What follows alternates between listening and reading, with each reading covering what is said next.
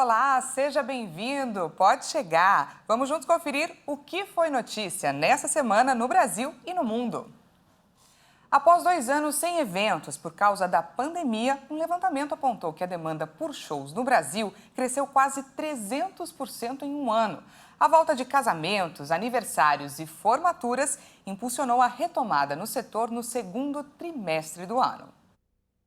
Depois de sofrer os efeitos da pandemia, o mercado de eventos registrou uma alta de 179% na procura por profissionais que atuam na área entre abril e junho deste ano, em comparação com o mesmo período do ano passado.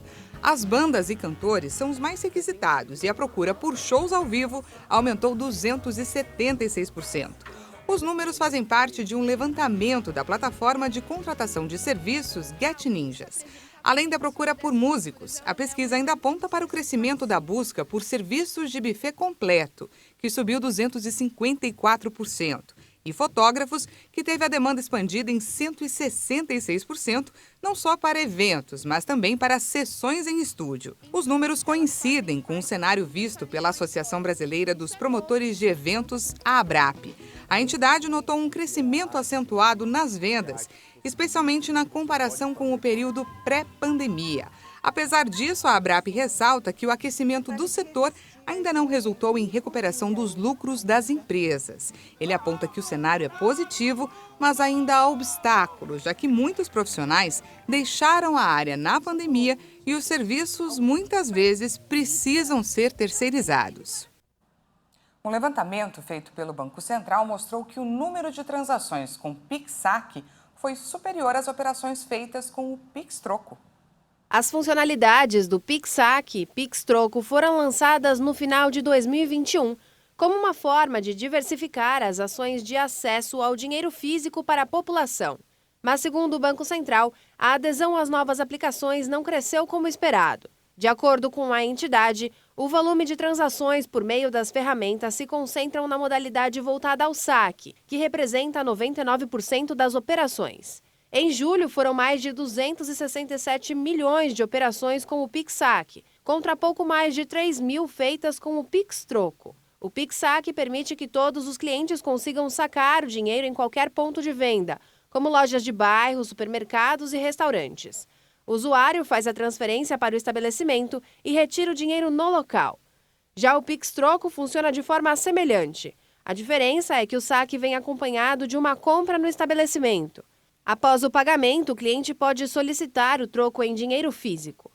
Apesar da expectativa em torno das ferramentas ainda serem altas, especialistas apontam que as implementações do Pix-Saque e Troco são mais complexas e exigem mais tempo para se popularizar. Empresas brasileiras devem investir mais de 500 milhões de dólares em inteligência artificial somente neste ano.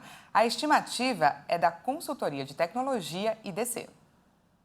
Empresas brasileiras devem investir cerca de 2 bilhões e 600 milhões de reais neste ano em inteligência artificial, um aumento de 28% em relação ao ano anterior.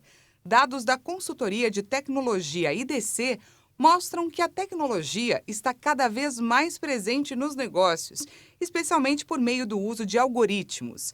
A partir do cruzamento de dados que as maiores varejistas online e plataformas de streaming do mundo são capazes de recomendar produtos e conteúdos personalizados e específicos para cada um de seus milhões de clientes todos os dias. Há inúmeros caminhos que uma empresa pode utilizar a inteligência artificial a seu favor. Quando aplicado de maneira correta, essa implementação pode ampliar a receita da companhia. As empresas voltadas ao consumidor têm aplicado a tecnologia por meio das assistentes virtuais, que têm sido um braço importante no atendimento dos clientes. Já as indústrias também buscam utilizar a inteligência artificial para reduzir custos, otimizando os processos produtivos.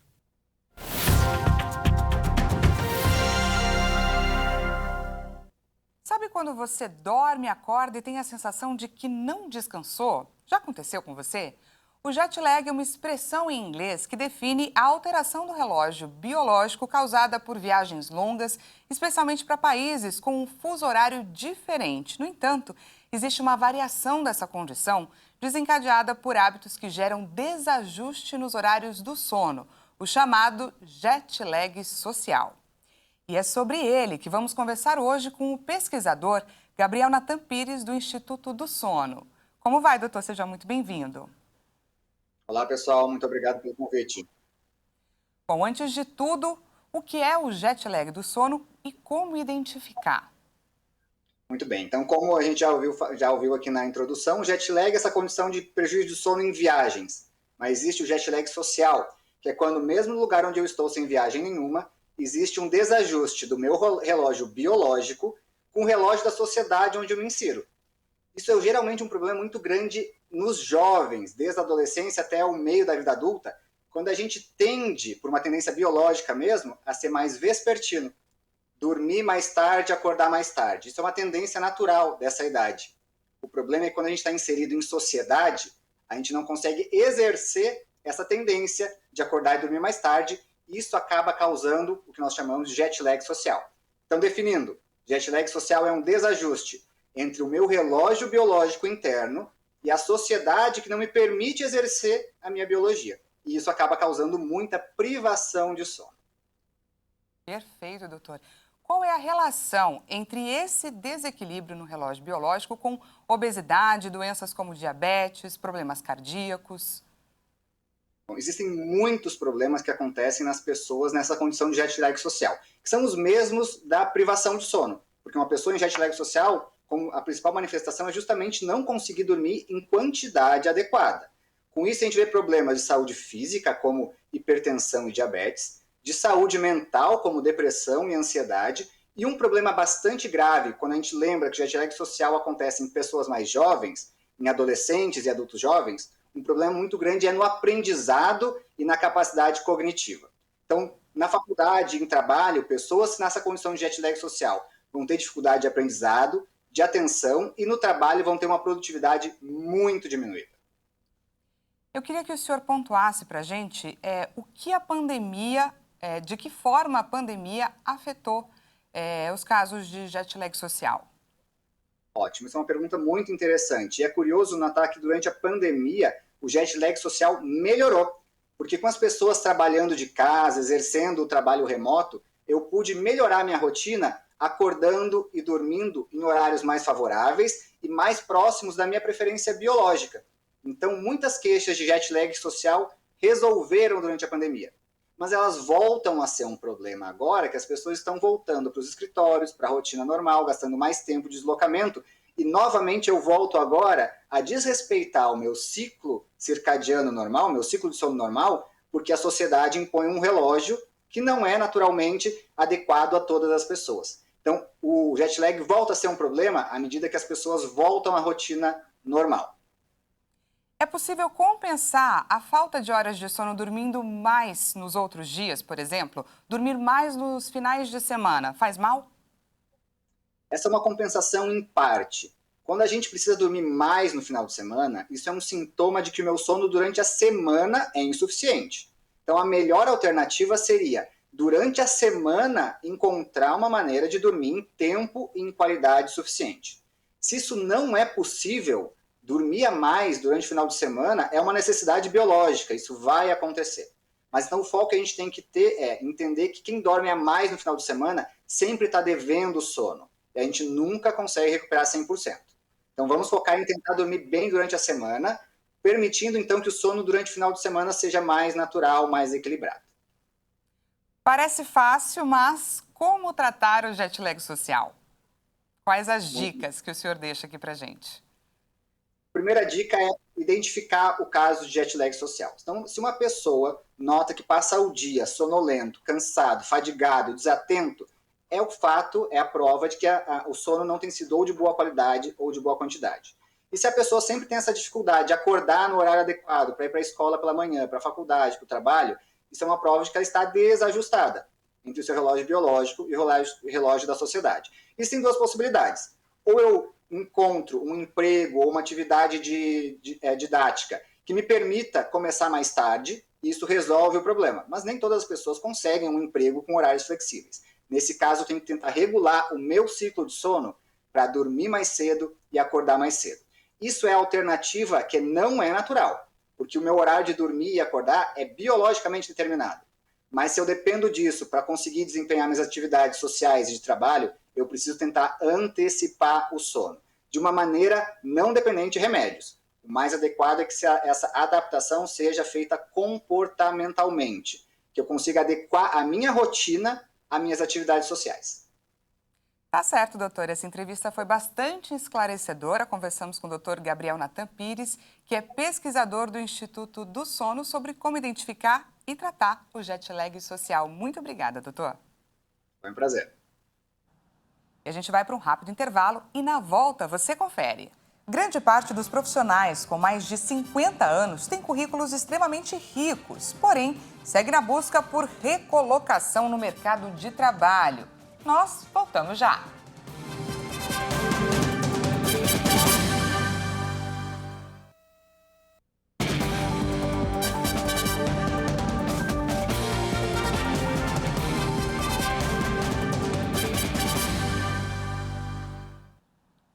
Seja bem-vindo mais uma vez, estamos de volta para falar sobre saúde. Um novo remédio que está em desenvolvimento nos Estados Unidos promete ser capaz de combater mais de 300 bactérias resistentes.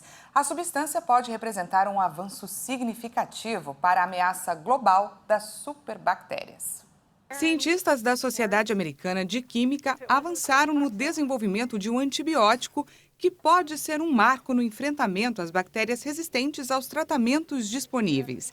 Isso porque uma molécula denominada fabicina se mostrou capaz de tratar infecções agressivas causadas por mais de 300 bactérias resistentes a diversos antibióticos. De acordo com os Centros de Controle e Prevenção de Doenças dos Estados Unidos, essas bactérias, conhecidas como gram-negativas, podem causar quadros de pneumonia, infecções do trato urinário e da corrente sanguínea. As doenças são difíceis de tratar devido ao forte sistema de defesa da bactéria, como as paredes celulares resistentes que mantêm a maioria dos antibióticos do lado de fora. Além do mais, os tratamentos disponíveis contra essas bactérias não são específicos e acabam eliminando também as chamadas bactérias boas, o que pode causar desequilíbrios na flora intestinal dos pacientes. O novo medicamento promissor foi combinado a uma molécula capaz de infiltrar nas defesas das bactérias resistentes e tratar então as infecções do indivíduo. Nos testes em camundongos com pneumonia ou infecção do trato urinário, a fabicina teve um desempenho tão bom ou até melhor do que os antibióticos já utilizados. Sendo assim, o tratamento pode ser eficaz contra infecções persistentes. De acordo com um estudo publicado em uma revista médica semanal do Reino Unido, fazer exercícios físicos regularmente pode reduzir o risco de contrair Covid-19. A pesquisa pontua que são necessários 150 minutos de atividade física de intensidade moderada a cada semana ou 75 minutos de atividade de alta intensidade por semana. Os praticantes de exercícios regulares tiveram um risco 11% menor de se infectarem pelo vírus, 36% menor de internação hospitalar pela doença e o risco de morte por Covid foi 43% menor do que naqueles que não fizeram exercícios. Então, pessoal, vamos focar na saúde. Quem tem mais experiência tem muito a contribuir com o mercado de trabalho. Grande parte dos profissionais com mais de 50 anos tem currículos extremamente ricos, mas enfrenta preconceitos. Só que você vai ver nessa matéria que o que antes poderia ser impedimento para algumas empresas tem virado diferencial. Isso porque a procura por colaboradores mais comprometidos e que não faltam no trabalho, que são características desses profissionais 50+, tem contribuído para essa inclusão. Vamos juntos conferir na reportagem da Maria Clara Leite. Carlos Giraldes tem um currículo de peso. Iniciei em Big Four, passei por mercado financeiro, fui vice-presidente de bancos, fui implantar sistemas de pagamentos eletrônicos na África. São 35 anos de experiência no setor financeiro e um histórico profissional invejável.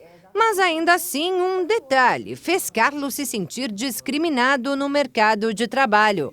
a maturidade. 60 anos e alguns meses, já estou quase completando 61 já. Só que esse preconceito etário começou uma década antes, quando Carlos voltou da África e começou a tentar se recolocar no mercado brasileiro. Eu já encarei e falei, estou aposentado.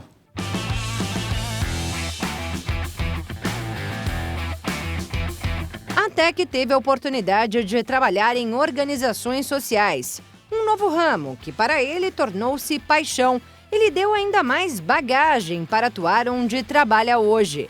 Mas para conquistar essa nova vaga aos 60 anos, contou com a ajuda de uma empresa de recrutamento que faz a ponte entre empregados e empregadores.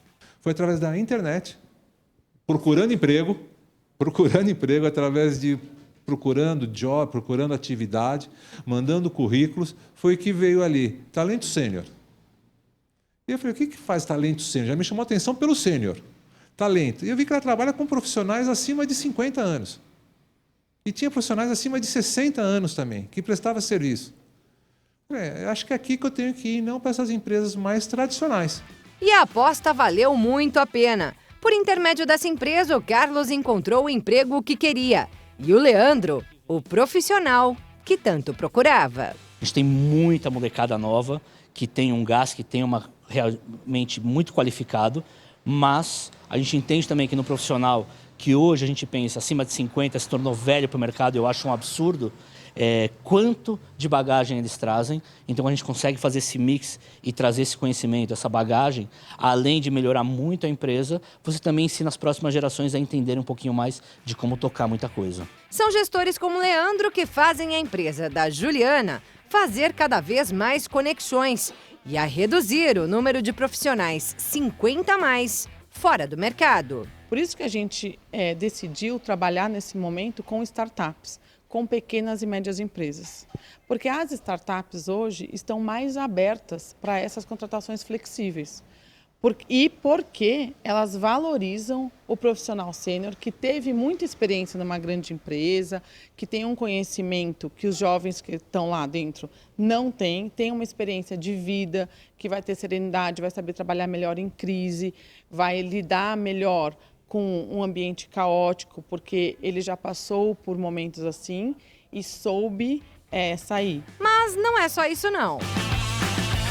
Um levantamento divulgado pela revista Forbes mostra que entre os profissionais 50 a mais, a rotatividade no mercado de trabalho é 49% menor, assim como as faltas, 27% inferiores.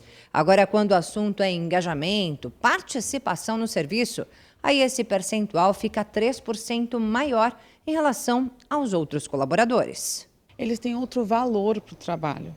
O valor deles é de reintegração, é de dignidade, é de fato aportar conhecimento. São essas características que têm chamado cada vez mais a atenção de pequenas, médias e grandes empresas. E essas grandes estão começando a fazer um trabalho bacana, mas que vai demorar um pouco para ser de fato institucional, para virar alguma coisa que sempre acontece, que é de política da empresa.